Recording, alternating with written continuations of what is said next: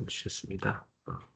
우리 70인자들은 하나님 우리한테 주신 그 교회의 축복을 누구보다도 정말 깊이 누리길 바랍니다. 그 좋은 모델로 스데바나와 그 집안이 이번에 제시가 됐죠.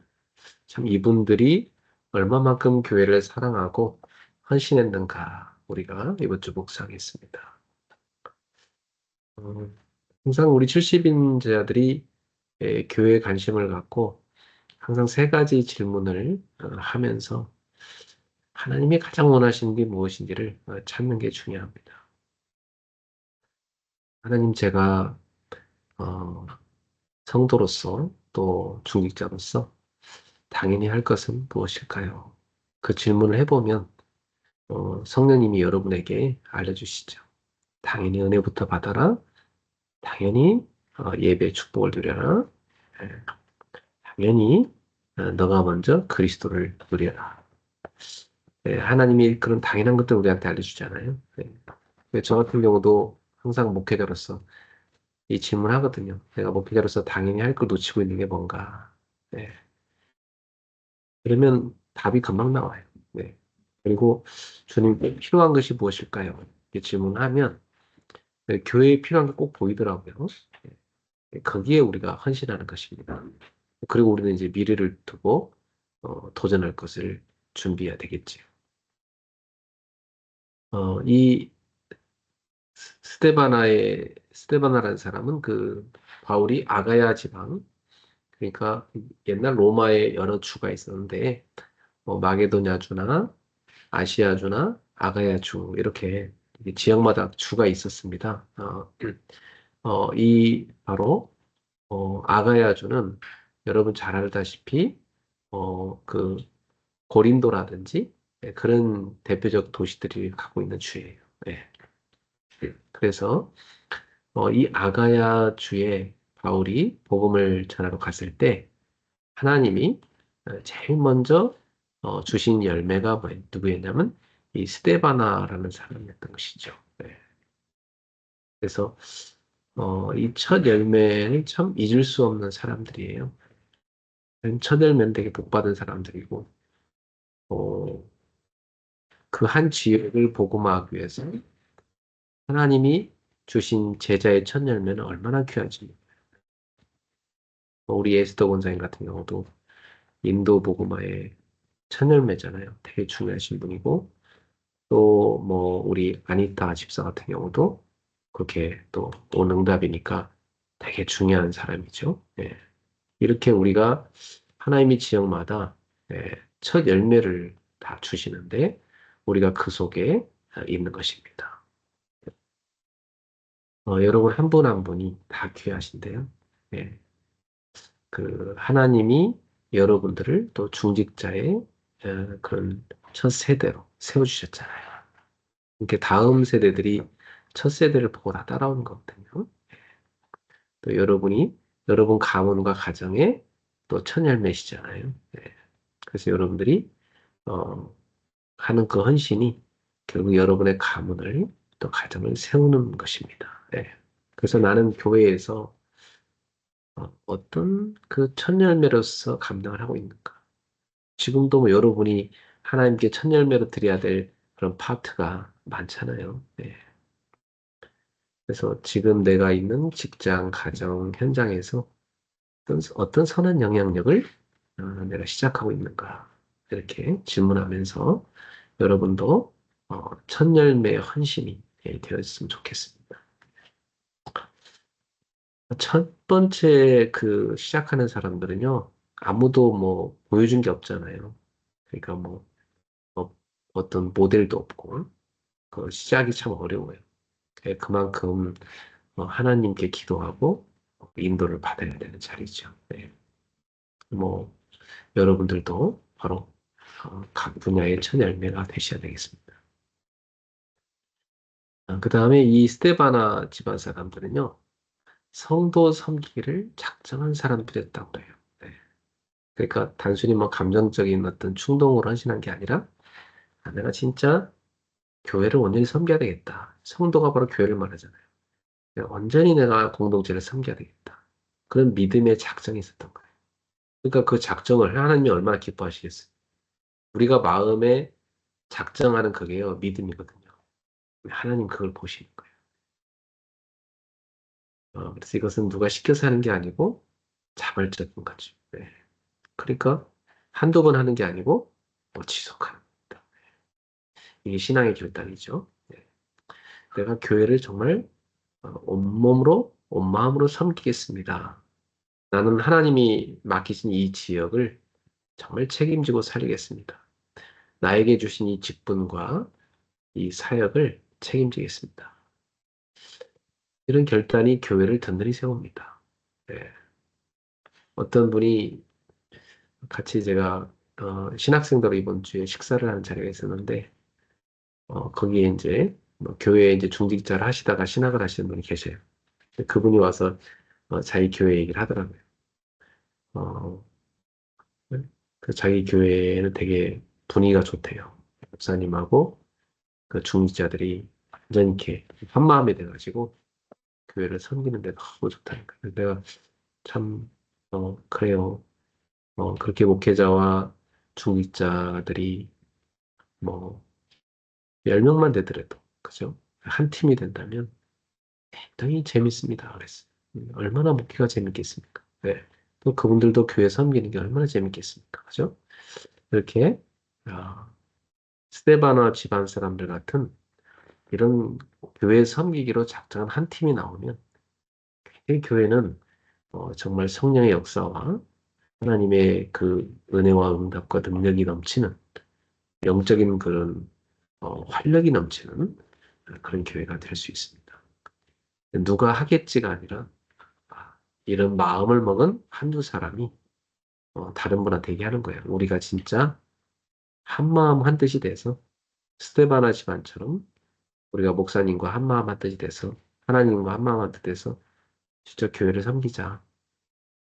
그런 팀이 일어나야 되거든요. 여러분이 그런 팀이 됐으면 좋겠습니다.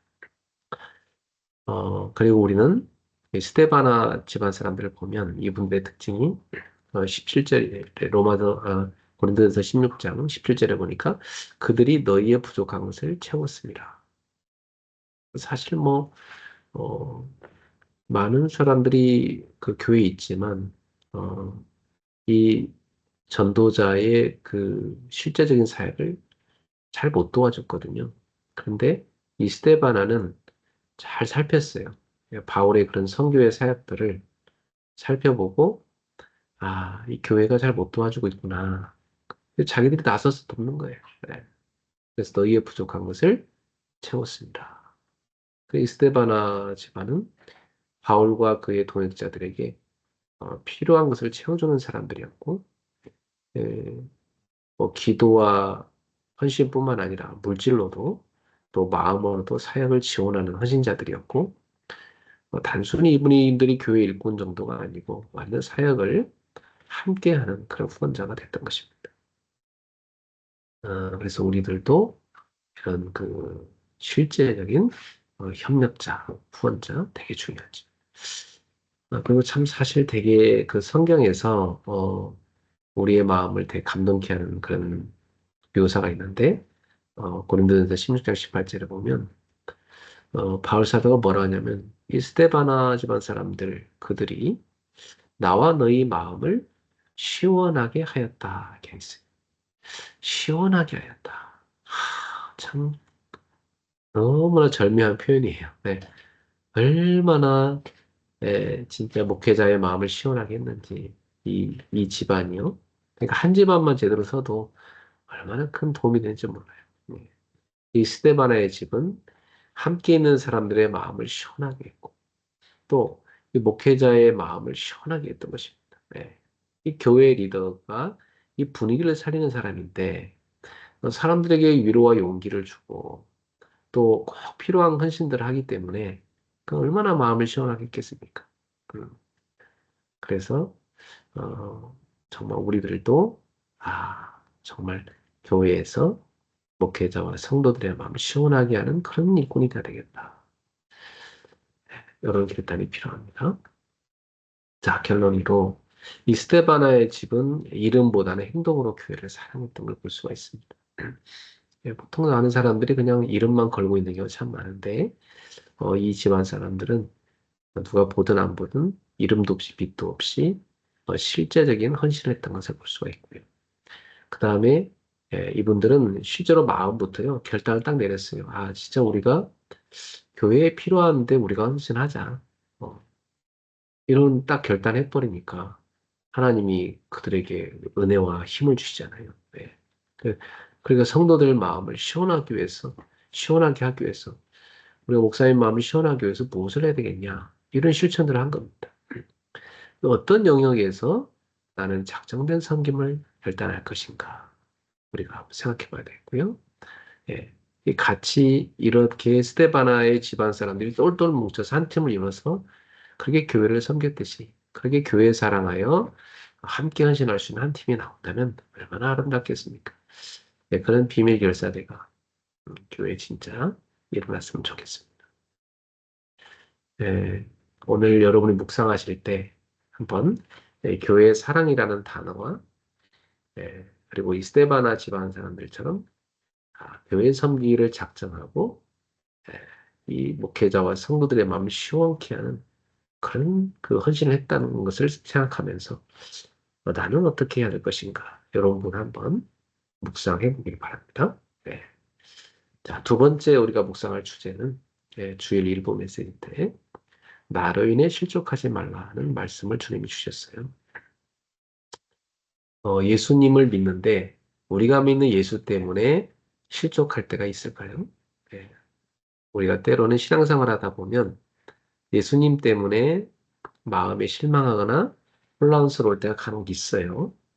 왜 예수님은 내가 기도한 방식대로 일하시지 않지? 왜 내가 기도한 대로 응답 안 주실까? 왜 내가 이렇게까지 부르짖고 있는데 주님은 이렇게 침묵하시고 이렇게 응답을 너무나 더디게 주실까 말이죠. 답답하기도 하고 조바심이 나기도 하고 그래요.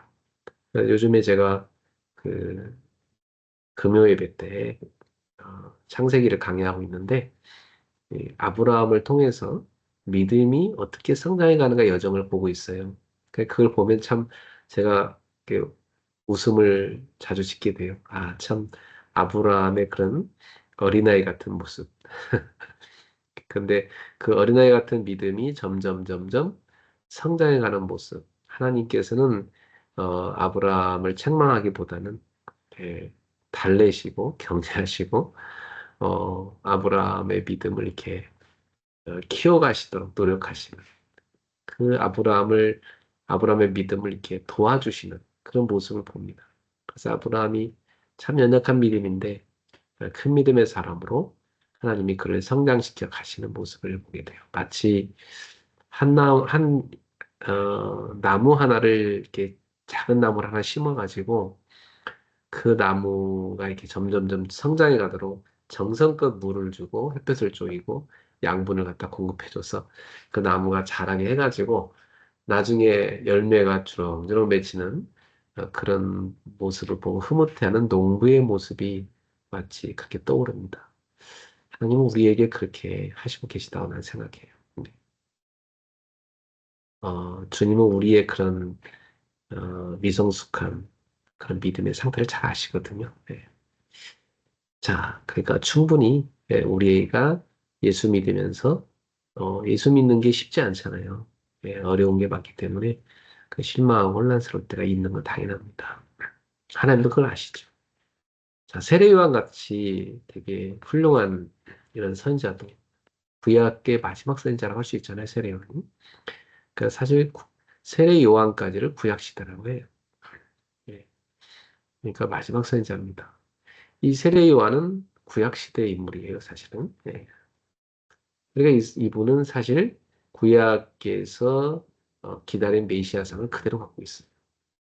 네, 그가 메시아를 증언했고 예수님께 직접 세례를 행했지만 감옥에 갇힌 채 혼란스러웠어요. 예수님이 빨리 로마를 이렇게 전복시키고 또 백성을 해방시키고 제2의 출애굽을 시켜서 진짜 이 유대 왕국을 회복시키셔야 되는데 그리고 자기도 감옥에서 건져내시고 뭐 이렇게 하셔야 되는데 그런 건 전혀 안 하신단 말이에요. 그러니까 뭐 예, 예수님이 다니면서 뭐 그렇게 회개를 외치는 것도 아니고 오히려 그 죄 지은 사람들을 가서 다른 사람들은 막 돌 던져서 뭐 죽이라 할 때 예수님 오히려 가서 감싸주시고 그런 죄인들 그런 사람들을 가서 오히려 감싸고 그들에게 치료하고 이런 얘기를 들으니까 세례요한 딴에는 조금 그런 혼란스러웠던 게 사실입니다. 자기가 가진 메시아 상황은 너무 안 맞았거든. 네. 그러니까 우리가 어, 신앙의 동기를 가질 경우에 그 신앙의 동기가 올바르면 괜찮은데 만약 그게 틀리면은 예, 모든 게 다 틀리게 나가게 돼 있어요. 어떤 심리학자가 그런 얘기 하더라고요. 그 방송에서 그 앵커가 진행을 할 때 있잖아요. 네. 사람들이 그 방송사의 뒤에 어떤 그 배경이 있는지 어떻게 이 데코레이션이 돼 있는지 별로 관심이 없대요. 예. 자기가 관심이 없으니까 무슨 색깔로 어떻게 되는지 전혀 모른대요. 저도 그 얘기 듣고 나서 보니까 실제로 뉴스 진행할 때 그 배경 화면이 뭐였지? 전혀 기억이 안 나요. 네. 늘 보는 건데도. 그만큼 사람들은 자기가 관심 갖는 것만 본다는 거죠. 예. 자기가 관심 갖는 것 외에는 아예 보질 않아요. 그러니까 저도 어떤 때 당혹스러울 때 교회에서 광고를 충분히 다 한 건데 전혀 광고 내용을 몰라요, 성도들이. 그럼 이분은 전혀 광고를 안 듣는구나. 우리 애들도 어떤 때 광고 다 나갔는데 띡 물어봐요. 무슨 광고 나갔는데? 그 사람들이 자기 관심거리만 보고 듣는다는 거죠. 그죠? 그러니까 이게 동기를 갖게 되면 자기 동기 외에는 안 보이는 거예요. 그죠? 네. 그래서 신앙에 틀린 동기를 가질 경우에는 하나님과 나의 관계에 중점이 가 있지 않아요. 자기 중심이 없지. 자기 필요한 거. 그것만 관심 있어요. 그러니까 주님의 뜻과는 전혀 상관없는 그런 교회 생활을 하고 있는 거죠. 그 신앙의 목적이 아직 육신의 복, 자기 문제 해결, 뭐 풍요롭게 잘 사는 거. 이거만 관심이 있다. 그러니까 고난이 오면 당혹스러운 거예요. 고난이 오면 당신 믿음이 부족해서 그래. 긍정의 말을 하지 않았어 그래. 말과 공격하니까 빨리 꺾고 뭐 이런 식으로만 해석을 하는 거지. 그리고 예수 믿으면 고난이 없어져야 되나요? 근데 성경에 보면 예수 잘 믿은 사도 바울은 왜 고난을 이렇게 많이 당했어요? 초대교회 사람들 얼마나 예수 잘 믿었습니까? 근데 왜 초대교회 사람들 그렇게 고난이 많았나요? 예수 믿으면 고난이 없어져야 되는 거 아니에요? 예, 그게 틀린 거예요. 예수 믿는다고 고난이 사라지는 게 아니에요. 우리가 이 땅에 살아가는 이 광야 세상은요, 비도 내리고 바람도 불고 천둥도 치고 또 농사를 실패할 때도 있고 성공할 때도 있고 이 땅에 살아간다는 수많은 세균이 우리를 공격해서 몸이 어떤 때는 병들기도 하고 어디가 아프기도 하고 이런 게 반복이 됩니다. 예. 마치 영적으로도 우리가 살아가는 이 세상 가운데서 죄의 공격, 사단의 공격, 세상의 유혹, 우리 속에 있는 죄성이 일어나서 우리를 무너뜨리는 거, 이거 너무 많습니다. 그럼 우리는 이 아브라함처럼 툭하면 인본주의 쓰고, 툭하면 뭐 실수하고, 툭하면 불신하고, 낙심하고, 그 우리의 체질이에요. 인간의 죄성 가진 인간의 모습이거든요. 네. 그러니까 예수 믿으면 고난이 사라져야 된다고 보면 안 되고요. 고난이 이 땅에 살아가는 동안 있다. 우리가 천국에 들어갈 때까지는 물론 천국에 이미 들어와 있지만 이 천국의 하나님 나라가 완성되는 그날까지는 우리가 이 육신의 이 장막을 벗고 하늘나라에서의 새 옷을 입을 때까지는 우리 이 땅에서 끊임없이 고난과 마주한다. 예, 그걸 인정하셔야 됩니다. 그러면 신앙생활은 도대체 뭐냐? 그 고난 중에도 우리 주님이 우리와 함께 하신다는 것을 경험하는 게 신앙생활입니다. 아, 정말 이런 고난 중에도 주님이 나를 위로하시고 내가 갈 길을 보여주시고 나를 이끌어 주시는 거. 내가 낙심했을 때 격려하시고 다시 있게 세워주셔서 결국 그 믿음의 여정을 완주하도록 나를 이끌어 가시는구나.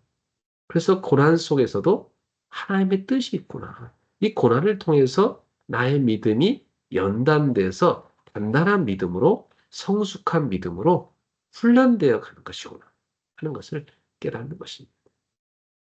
그래서 저와 여러분은 지금도 고난 속에서 믿음이 자라고 있는 것입니다.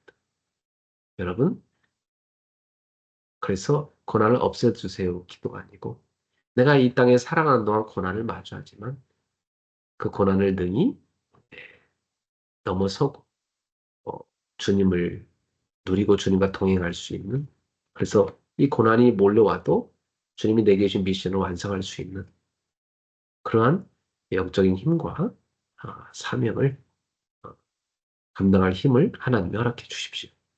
하고 여러분이 구하셔야 되는 것입니다. 참 누구도 나를 위로 못 해줄 때요.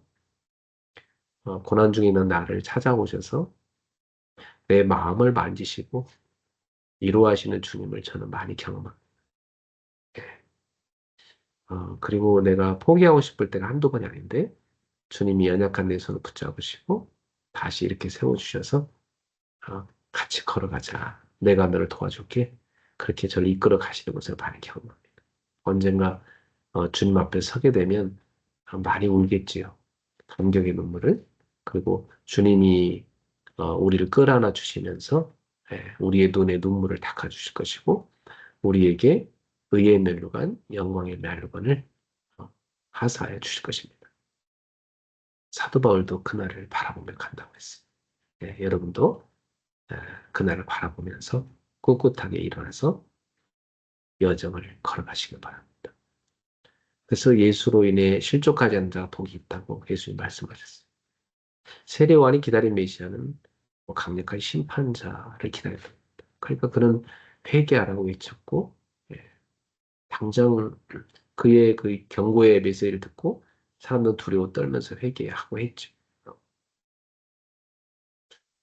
그렇지만은 그가 기대했던 어떤 메시아가 아니고 예수님은 오히려 심판보다는 자비와 회복의 사역을 하셨고, 세리나 창기나 이런 죄인들을 향하여서 심판하라고 경고하기보다는 오히려 그들을 용서하시고 그들의 친구가 되어 주셨어요.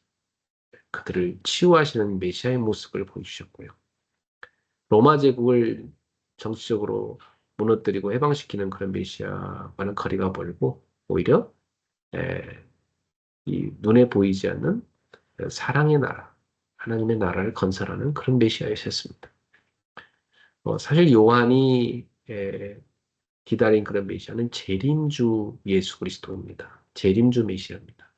그러니까 예수님은 이 당시는 초림주로 오셨잖아요. 그러니까 다시 오실 예수님은 초림주 예수님은 구원주로 오신 거고 다시 오실 재림주 메시아는 심판주로 오신 거거든요. 예. 그 세례요한은 그런 종말론적 어떤 사상을 갖고 있었기 때문에 그 당시가 바로 세상에 심판이 임하는 그런 종말인 줄 알았던 것입니다. 그러나 그 시기는 아직 도래한 건 아니었고요. 그때는 은혜의 시간표, 은혜의 날, 구원의 날 그런 시간표였던 것입니다.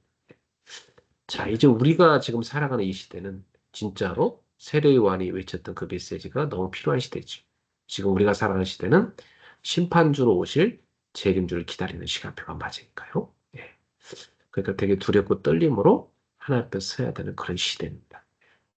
그래서 세례요한의 이 메시지는 오늘날 우리한테 되게 필요한 메시지라 그렇게 볼 수 있습니다. 자, 예수님은 어떤 분이셨냐면 죄인을 용서하시고 치유하시고 구속하시는 메시아셨어요. 그 당시 사람들은 뭐 맹인이나 못 걷는 사람이나 뭐 못 듣는 사람이나 이런 장애인들에 대해서 어, 죄 때문에 그런 장애가 왔다고 그렇게 치부했어요. 그런 사람들을요, 죄 때문에 저주받았다고 해서 멀리하고 무시했어요. 네. 그리고 나병 환자나 이런 병도 죄로 인해 저주받은 병이라고 당시 사람들이 의식 속에는 그렇게 생각했거든요. 그리고 죽은 자를 만진다든지 가까이 가는 것을 율법에서도 금했기 때문에 죽은 자를 가서 만지고 살리는 예수님이 그들은 이해가 잘 안 됐던 것입니다. 율법적으로 볼 때는. 그러니까 죽은 자 살렸는데도 별로 안 기뻐했던 거예요, 그 사람들은. 예.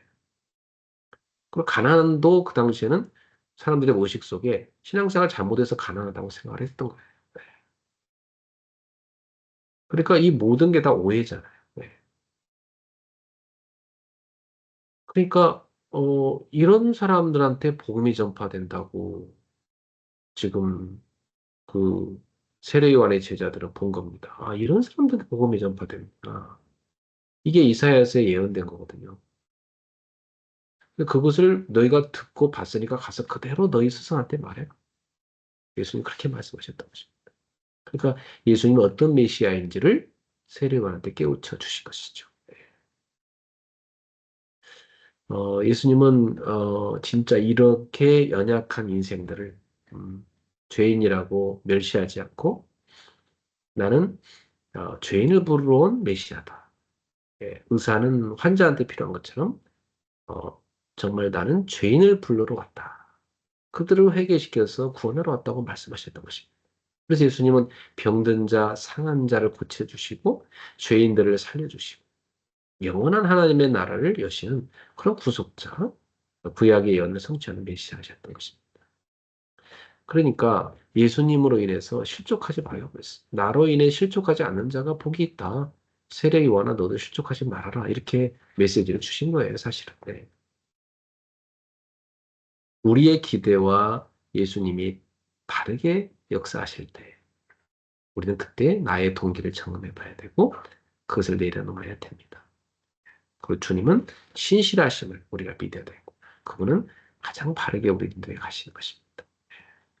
그래서 여러분들이 실망치 말고 주님을 신뢰하시길 바랍니다. 지금도 주님은 여전히 우리에게 말씀을 주시고 성취해 가고 계십니다. 구원의 계획을 이루어가고 계시고요. 지금도 우리의 그런 기도를 다 듣고 계시고 가장 완벽하게 응답을 이루어가고 계신 것입니다. 그분은 지금도 신실하게 일하고 계십니다. 제가 이번 주에 신앙이었던 고민하다가 내가 주님이 신실하게 일하고 계심을 내가 왜 의심했지? 주님이 신실하게 일하고 계신데 내가 왜 그것을 신뢰하지 못했을까? 그런 회개를 제가 했습니다. 주님은 지금도 신실하게 일하고 계시고 지금 우리 가운데 함께하고 계시는 것입니다. 그리고 그분은 능히 우리의 대적을 막아주실 수 있고 우리의 문제를 해결할 수도 있으시고 그분은 능히 우리를 어, 이 믿음의 여정을 완주하도록 우리를 이끌어 가시는 우리의 보호자가 되시는 것입니다. 여러분도 오늘 주님을 향한 믿음에 예, 끈을 놓지 마시기 바랍니다. 그래서 우리의 기대를 넘어서 우리 주님을 신뢰하고 믿는 제자가 되어야 되겠습니다. 네. 세례 요한도 이런 혼란을 느끼고 또 낙심되는 현실 속에서 예수님 오해할 수 있었지만 예수님은 오늘 우리에게도 말씀하십니다. 내가 너의 기도와 다르지라도 나로 인해 실족하지 마라. 내가 바로 너를 살릴 메시아고 은혜와 진리로신 구세주다. 우리는 눈에 보이는 어떤 결과가 아닌 주님의 말씀을 따라 걸어가야 되는 것입니다. 예수님을 믿고 따르는 사람은 진짜 복이 있어요. 그분이 나의 방식과 다르게 역사하셔도 그 뜻은 완전하고 끝까지 예수님 붙드는 자는 실족이 아니라 생명과 영광을 얻게 될 것입니다. 그래서 이부 메시지에서 여러분 찾을 주제. 나는 왜 실족하지? 한번 여러분 자신에게 질문해 보세요. 그래서 여러분의 동기를 바르게 세우고 그리고 에, 주님을 향한 믿음과 신뢰를 회복하는 신실하신 주님, 지금도 일하시는 주님을 여러분이 신뢰하고 믿음으로 설 수 있는 그런 묵상이 되었으면 좋겠습니다. 세 번째 묵상은 2부 메시지인데요. 빛의 모임의 주역이었어요. 본문 말씀이 되게 중요하다고 생각해요. 마태복음 18장 18절 20절에 두 사람이 땅에 삽심하게 구하면 하나님이 그걸 이루어 주겠다 하셨고요. 또 두세 사람이 주님의 이름을 모인 그곳에는 주님과 함께 있겠다고 말씀하셨어요. 신앙생활은 교회에 함께하는 것입니다. 그렇죠? 우리가 하나님 앞에 일대일로 서긴 하지만 우리는 교회입니다. 교회는 모임이거든요. 그래서 우리는 이렇게 모여서 오늘도 묵상하고 기도하는 거예요. 두세 사람이 함께 모인 그곳에 주님이 함께 하시겠다 했어요. 이 빛의 모임은 사모하는 마음이 없이는 절대 안 오지요. 그렇죠? 어, 뭐 지금 이 시간에도 사람들이 여러 가지 많은 걸 하고 있을 겁니다. 이 자리에 올 수 있는 여건이 안 돼서 못 오는 분들 계실 것이고. 그러나 실제로 이 자리에 마음을 못 둬서 못 오는 분도 계실 거예요. 근데 여러분이 이 자리에 마음을 두셨고 이 자리에 오신 것이죠. 잘하신 것입니다. 네, 빛의 모임성이 있는 그 자체가 축복이. 대다수는 갈급한 사람들이 이런 빛의 모임을 사모합니다. 문제가 많고 너무 힘들고 어려울 때, 내가 너무 육체적으로 연약하고 내 삶이 너무 힘들고 어려울 때 내가 붙잡을 이가 주님밖에 없기 때문에 이렇게 이런 모임에 온 경우가 참 많아요. 그러나 여러분들이 그러한 인생의 어려운 문제들이 해결됐을 때에도 여러분이 그 초심을 잃어버리지 말고 언제나 이 빛의 모임 속에 거하는 그런 성도가 되기를 바랍니다. 그래서 일시적인 어떤 문제 해결만을 구하는 성도가 아니라 주님과 함께하는 동행하는 그런 신자가 되셨으면 좋겠어요. 그 여러분들이 빛의 경제 주역으로 비밀결사대 홀리메이스 후대 사역자로 다 서셨으면 좋겠고요. 빛의 모임의 중심, 여러분이 늘 빛의 모임 중심으로 실제 우선순위를 바꾸셨으면 좋겠습니다. 인생은 누구랑 만나서 팀을 이루어 가느냐, 거기서 모든 게 다 결정됩니다. 저도 제가 만난 사람들이 있고 그 사람들과 팀이 있어요. 그 일주일 동안의 스케줄을 보면 그 팀과 만나는 게 제 스케줄이에요. 그렇죠. 그 사람은 그래요. 내가 누굴 만나서 팀을 이루냐? 그 사람들과 계속 가는 거예요. 오늘도 우리 아이들도 어딘가를 다 갔다 이 자리에 왔어요. 뭐 소원이도 보면 토요일마다 친구를 만나요. 어떤 친구를 만나느냐에 따라서 어떤 모임에 가게 되는 겁니다. 근데 거기가 진짜 흑암의 모임인가 빛의 모임인가 이건 너무 중요한 거죠. 그렇죠? 여러분들이 이런 빛의 모임을 사모하는 게 되게 중요해요. 나는 우리 교회에서도 우리 대학생들이 이런 토요일 날 좀 빛의 모임을 만들면 좋겠다. 이런 마음을 갖고 있어요. 그래서 기도의 비밀, 합심 기도의 비밀, 빛의 모임의 축복을 드려야 돼요. 그래서 예배, 훈련, 기도에 너무 중요하죠.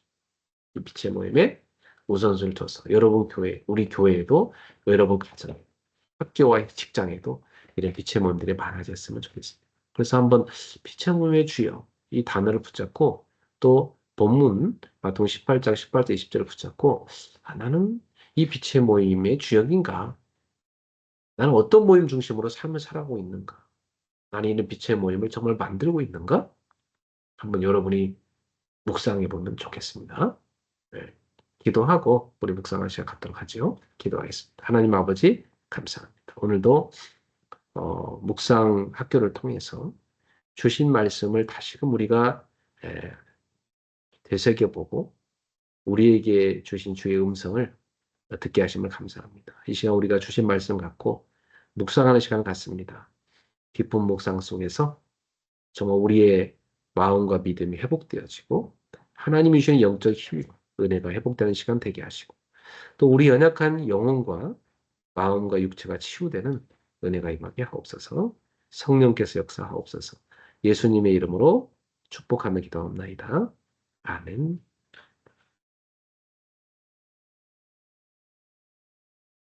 네.